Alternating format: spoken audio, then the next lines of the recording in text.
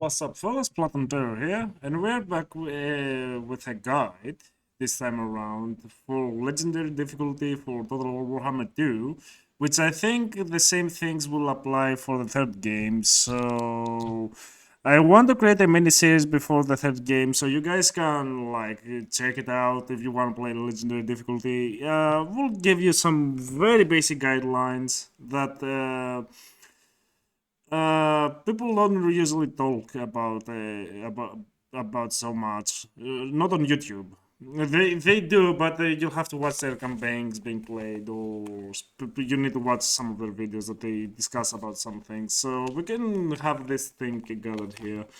Uh, so to begin with, before you go to the legendary, you need to understand some stuff, and we need to understand how, in my mind, the Total War Warhammer really changed the formula of how we approach a fight.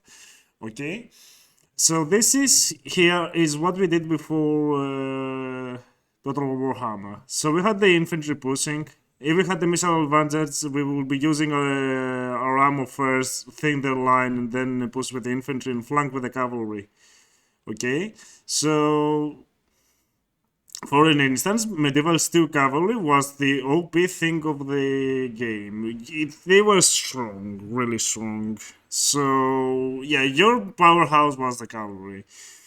Uh, so you will push your infantry. They will hold the line, and the cavalry will be dealing with whatever is on the flank, and the cavalry on the flank, and then destroy the enemy and try and snipe the general. This is how you usually use the cavalry in medieval 2 and before. I'm not gonna go so much about it, but I really want to talk how I think Total Warhammer works. Uh, so in Warhammer, you have to think a little bit in the mindset of League of Legends, for example, or a MOBA or Dawn of War 2. You name the game that he uses things a little bit that are a little bit too OP. So we want to separate our troop types and figure out how they perform. So we have our line holders and supporting our damage dealers, which are the infantry. Over here, you can see the graph. Each line is gonna be represented in the same color. So red line is infantry, green line is archers, cavalry, which means cavalry in English, is the cav. Single entities with purple, and monsters with orange. We're not using any monsters example here. So in this specific case, my infantry, we are gonna be talking about legendary difficulty and very hard battle difficulty. These things are here to help you in that difficulty. You can pretty much ignore and play like you played back in the day if you're playing normal and hard, but this here is actually how you have a ways of life in very hard, legendary, very hard battle difficulty. So your infantry are there to support your archers and to hold the line. They are my back line. I need like 2 or 3 of them just in case there's some cover flanking, something to hold off the enemy, so I can be dealing out much damage, because the damage of the archers relies so heavily on the number of entities left in the unit. So yeah, then we have our single entities, which are melee. We have melee heroes, which I use them for tanking the enemy and fighting the enemy lord and killing him, our heroes, which are my front line in this case. This is my lord, this is my 2 heroes. Or this is my lord, which is a spellcaster, and these are my heroes in the front line. Melee heroes holding the enemy infantry as they come by, so these guys can get some really good shots on that. And the mage, which is another single entity, is you can have like a different magic, but you can gonna split it to support magic like healing mostly, some buffs, or attack the magic, which can be a common Casadora, Purple Sun, or whatever.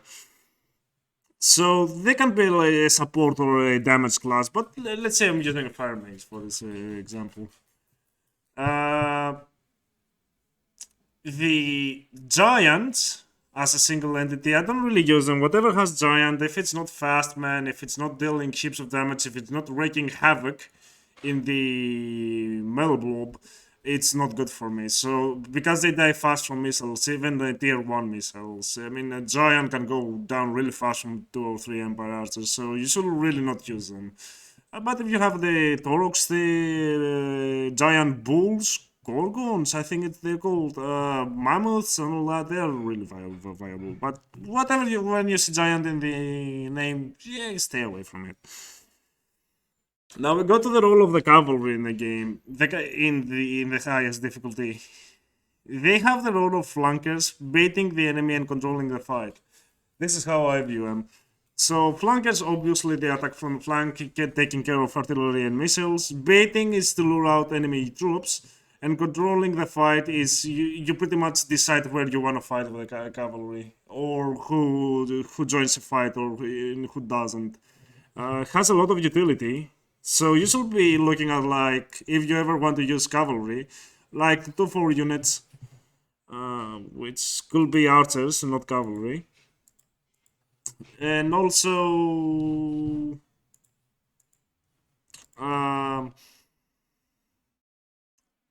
yeah, you should be looking around 70 to 75%, 75 speed, not percent, for your cavalry.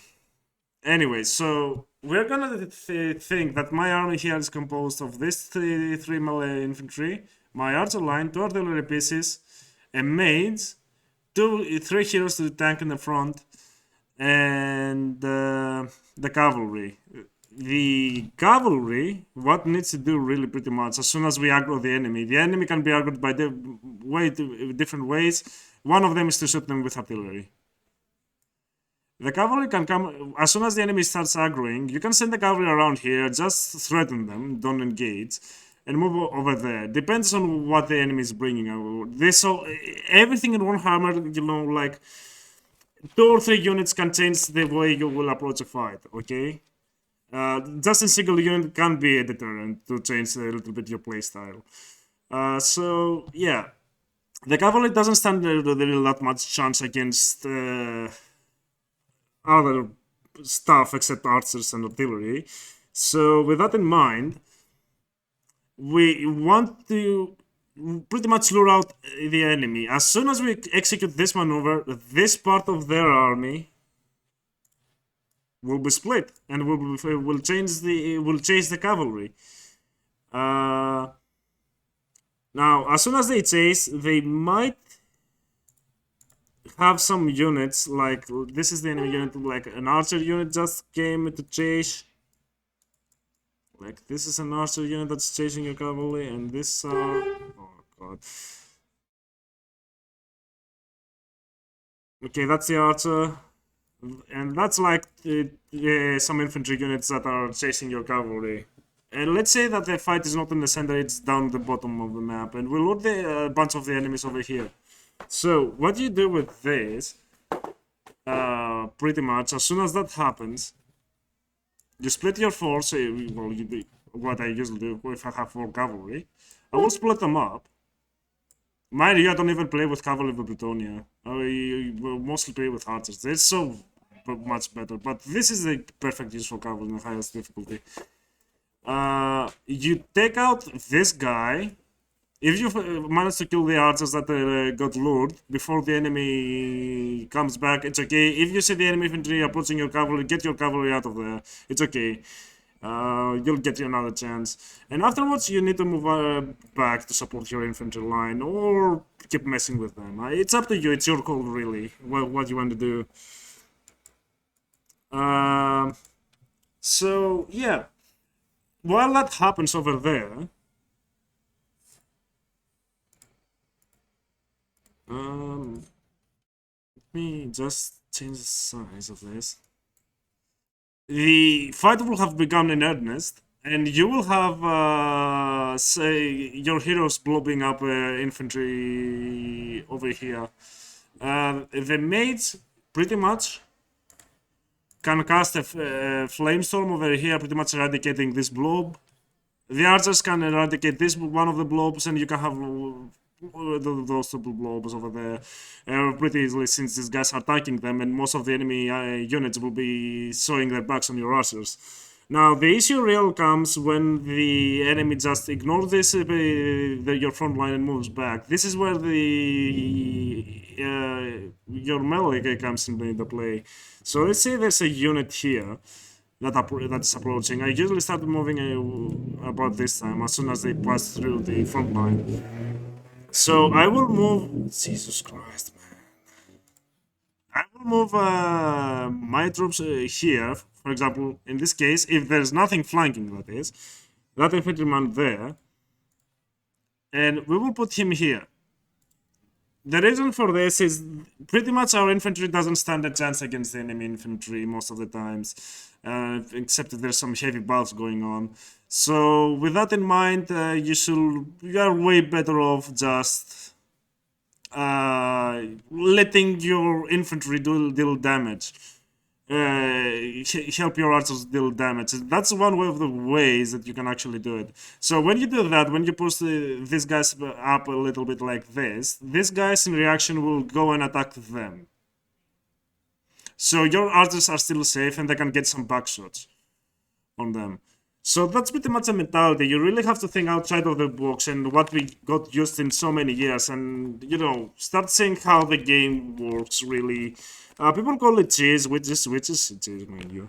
But it's really the most effective way of playing the game. There's so much tactics involved in this one. There's so much prediction involved. There's so much of everything. I really don't understand the point of people like, hey, you should play normally. I found this normally. This one, the old formula doesn't sit well in my eye, dude. Like, what the fuck? Things changed. Now let's go and make a representation of this example. I have a battle ready here. For this battle, you'll have to consider that my army is gonna be elites, okay? So we have a deployment usually almost the same as graphs. We have that enemy army there to worry about. Oh shit. We're gonna put you back there. Whatever, it's not that big of a deal. So the enemy is attacking us just because we have the missile advantage, okay?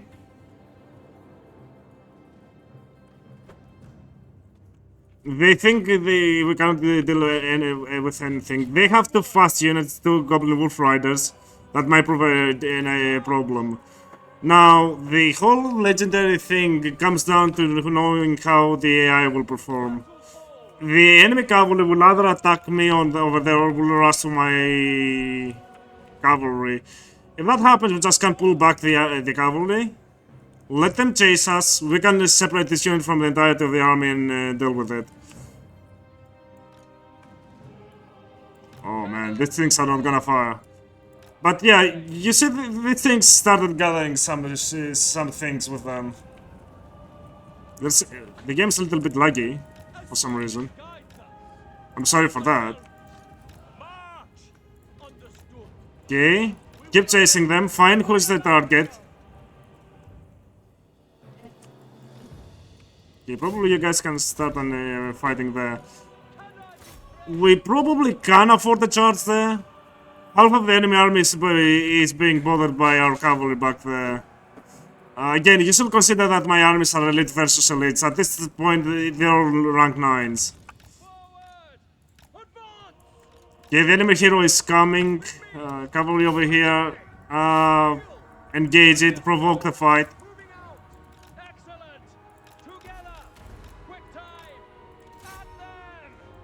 Okay, go back and attack this guy. Okay, we got rid of the Wolf Riders. Get back. Time to move out.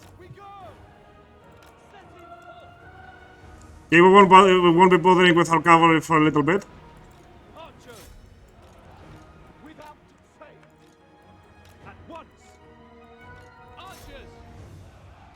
Okay, get... the cavalry is still on their way. You keep dealing with their melee infantry. Okay, we probably can afford one flamestone. Yeah, this thing is breaking. I don't have anything to break it. All the archers to fire there for the time being.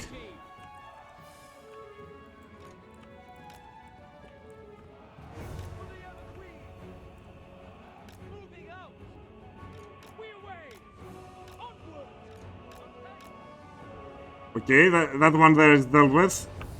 We can have another cast right here. Oh my god, we failed that one.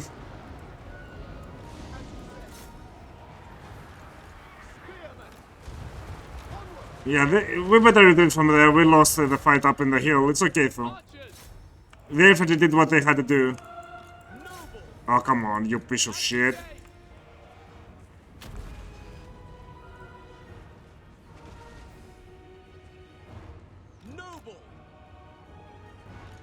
My cavalry's age is back, dude.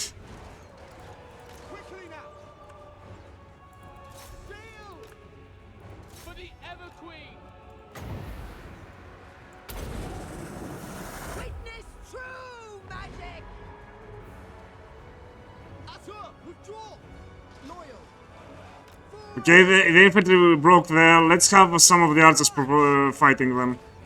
Eagle claw, without fail, as you say. Move!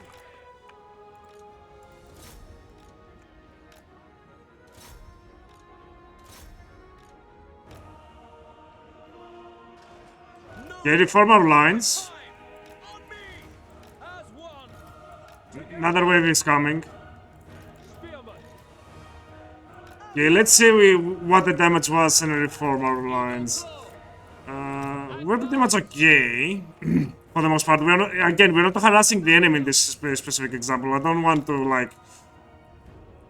If you had a faster thing, if they didn't have the wolf riders in the specific example, and we had the mage on a horse, she could be like harassing the enemy with spells before they even get close to our lines, and then give our whatever's in the back way easier time.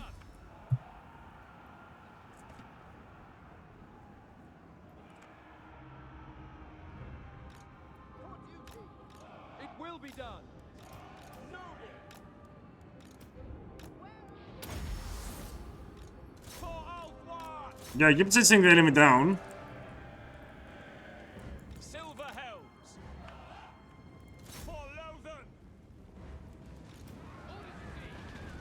Why is one firing the normal ones and the other one is firing the multiple ones? Again, they're still targeting my cavalry. I can use the cavalry to run around and try and keep them here.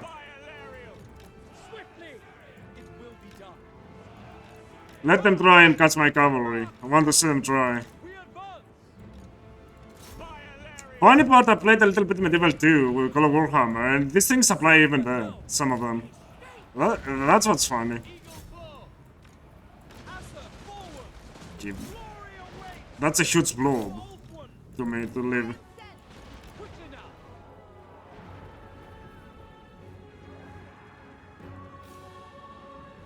No need to send in the cavalry, they will lose.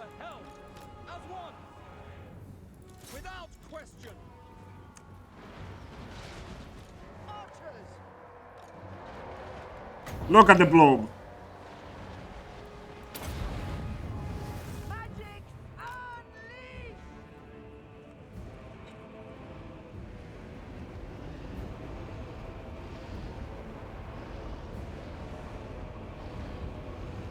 And that's the army losses.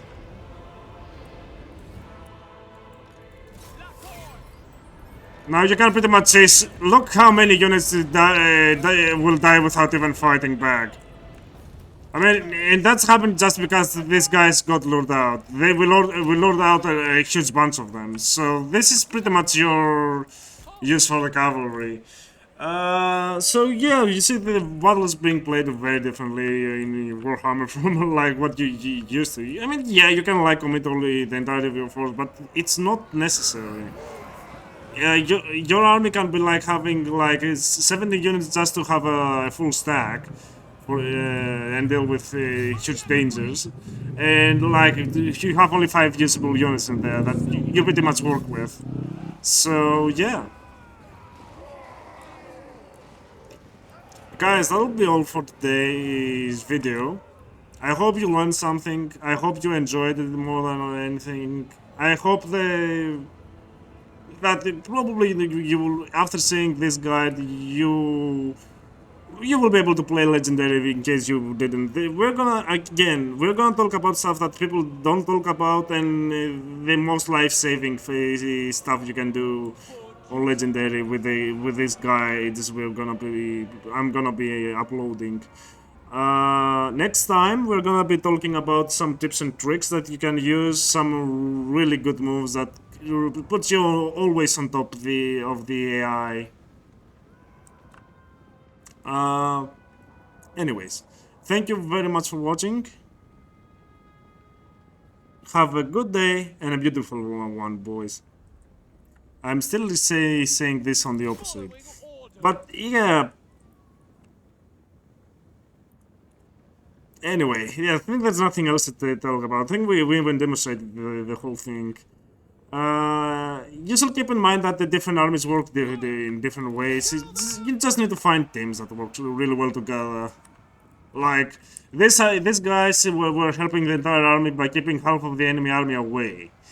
They don't necessarily need to fight. They mostly are used to lure out and bait troops. Meaning that we had a way easier time in the initial engagement. Anyways, boys. Thank you again very much for watching, and we'll talk again soon. See ya.